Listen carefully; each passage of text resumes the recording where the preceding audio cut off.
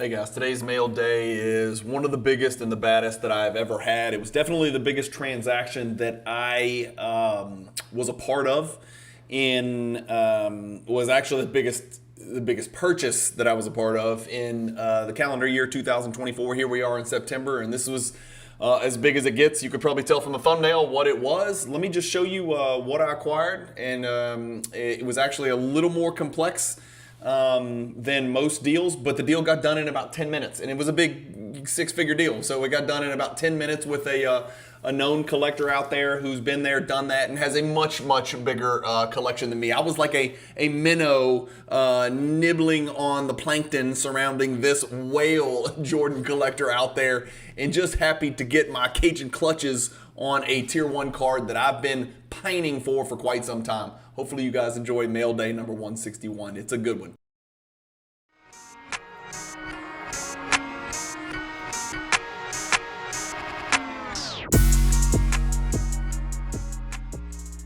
If you guys are looking to buy sports cards, basketball cards, football cards, baseball cards, comic books, memorabilia, do what I do.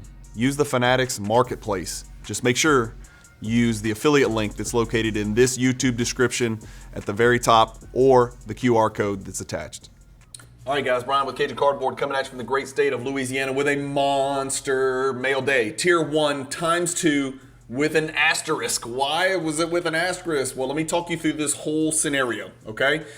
This is a 2-card mail day. I'm going to share it with you in just a second. I want to preface it by explaining how I came into possession of the 2 cards that you're about to see. First, we have to start with Fanatics Weekly Auction number 138. In Fanatics Weekly Auction number 138, as some of you watch the channel and some of you that follow me on Instagram know, obviously that was a big weekly auction for me because I pushed my 1986 Fleer PSA 10 Jordans and all the other chips. I had about 31 Jordan cards in Fanatics Weekly number 138. I had 28 Gem Mint Jordan cards in Weekly Auction number 138. I did pretty well. I did a video on that. If you guys missed that, I'll try to link it to this mail day so you can go back and see how I did. I think I broke 5 records, almost broke 6 records on Jordan cards. No, unfortunately, I did not break a record selling the 1986 Fleer Jordan Rookie PSA 10, and I did not break a record selling the 1986 Fleer Jordan Rookie Sticker PSA 10. Wouldn't that have been nice? But no, those have been 800 and 200,000 respectively, so that would have been nice. Timing would have been great, but no, I watched that ship pass, and I missed that peak sale opportunity. But I did very well, and I did fine, and the other cards actually did really well, and so that gave me a nest egg. Well, before I even had that money in my hands, and this is very unusual for me, 2 different deals came along.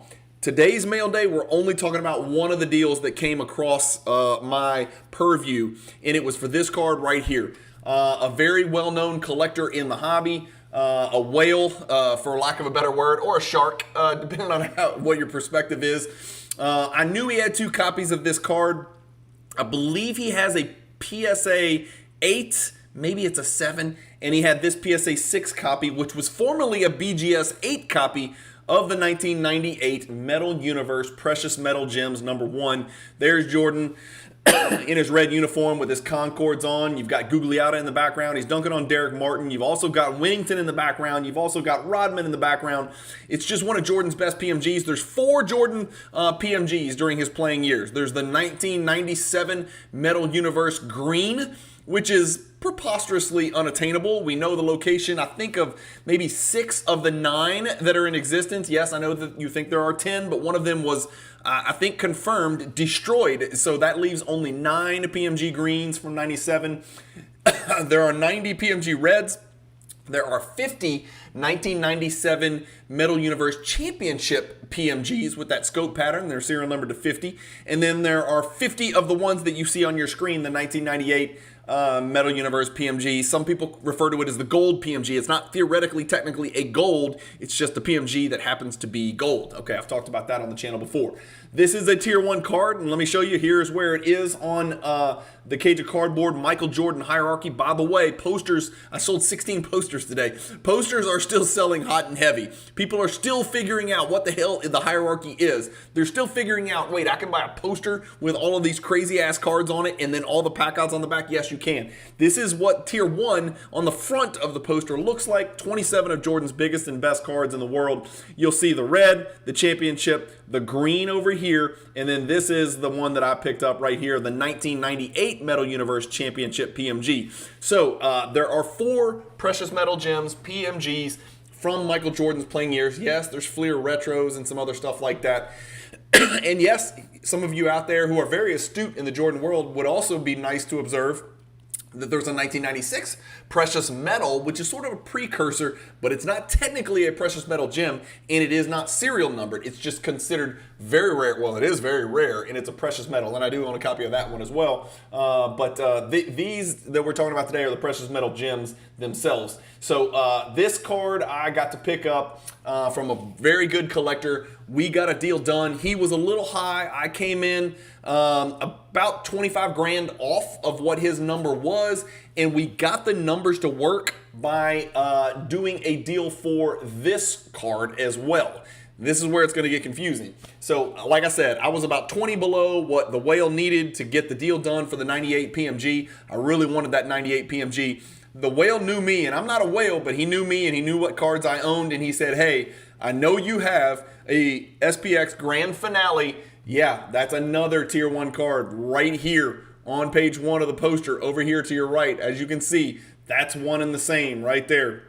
He said, I know you have a PSA 9 copy of that, and I think a PSA 9 is like pop 4, none higher maybe, or maybe there's one PSA 10, I think, and then there's maybe 2 or 4 PSA 9s, something crazy like that. He said, trade me and I'll give you a cash credit. And so I was like, well, basically I'm going to take some cash and one PSA 9 tier 1 card and turn it into 2 tier 1 cards, replacing the 9 with the 8. So I'm downgrading from a 9 to an 8, and he's giving me a pretty sizable cash credit so we can get this deal done for this 98 PMG that I just showed you. And that's what we did. So I ended up taking his PSA 8 Grand Finale. He took my PSA 9 Grand Finale. You know what's beautiful about it is that mine was in the vault. He is a Fanatics Collect Vaulter. It was instantly his. I took it. I got his ownership transfer key. I plugged it in. I moved it from my vault account to his vault account instantaneously. Okay? Here's where the part gets a little bit tricky. I don't ever do this. I never, ever, ever do this. I never buy cards unless I have the money to buy them. And I don't recommend anybody else does that. But this was a very rare situation where I knew I had a very sizable amount of money coming from those aforementioned cards in weekly number 138. So I had a lot of money coming into my possession. The problem is, when you sell the cards on Fanatics, they go into your Fanatics account, and the buyers have a couple days to pay. So I had to explain to the whale seller, hey, look, here's the deal. You know me. You know I'm good for it. I'm not hiding anywhere. Let's get a deal done in principle. I will be able to switch the cards with you. So Grand Finale 9 to him, Grand Finale 8 to me. But I won't be able to pay you until maybe as late as a week, something like that. Depends on how quickly the buyer of my big cards, the 2 86 Fleer PSA 10s on Fanatics, depends on how long it takes those to end.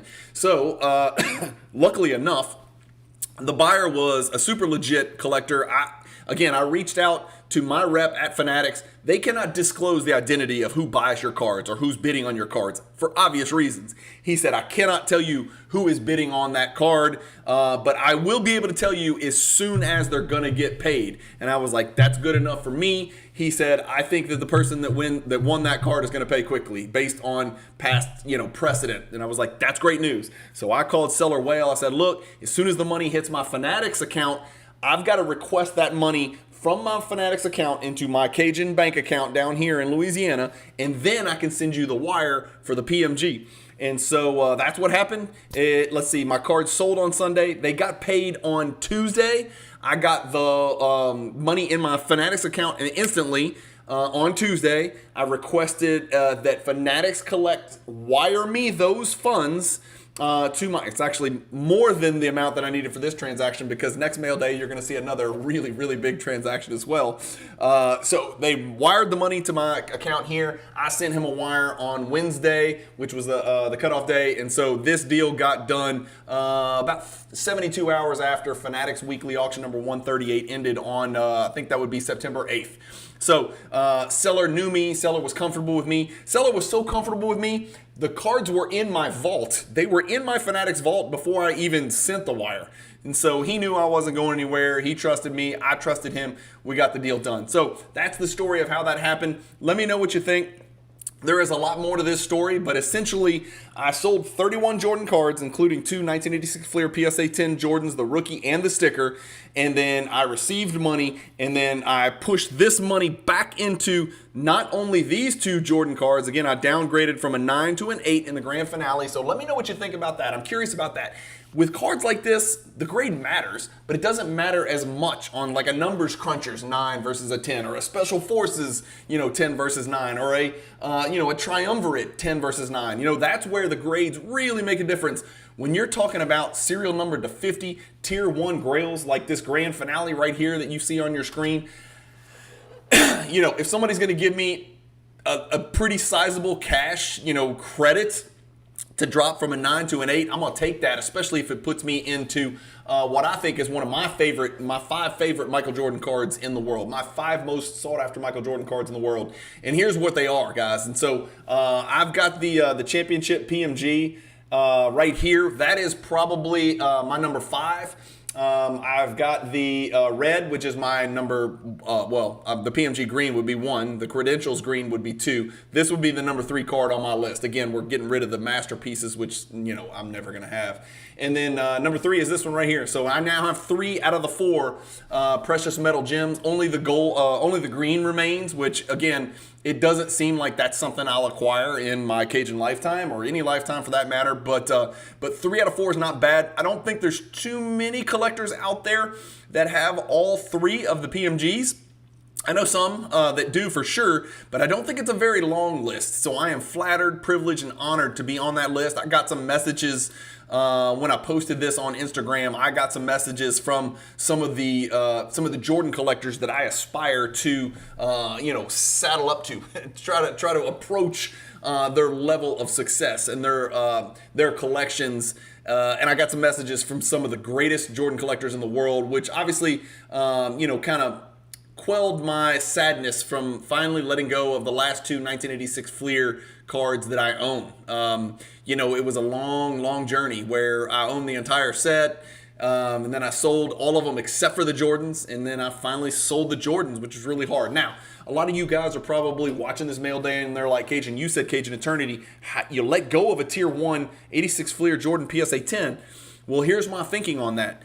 I can, again, it may cost more money in the future. I think it probably will.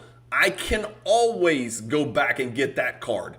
I don't know if I can always go grab a 98 Metal Universe PMG. And I like the fact that it's a PSA 6 and not a PSA 9, because on these tier 1 cards, these are the cards where with my budget, what I can and can't do, and again, I'm not, I've got a big budget, but like, I don't want to pay a grade premium on tier 1 cards. I want to get as many tier 1 cards in my collection as I possibly can. Let's put it that way. And when a PSA 6 PMG comes along, for instance, if there was a PSA 6 available for X and there was a PSA 8 available for X plus 100 grand, I'm going to get the PSA 6 because it's the card that I want.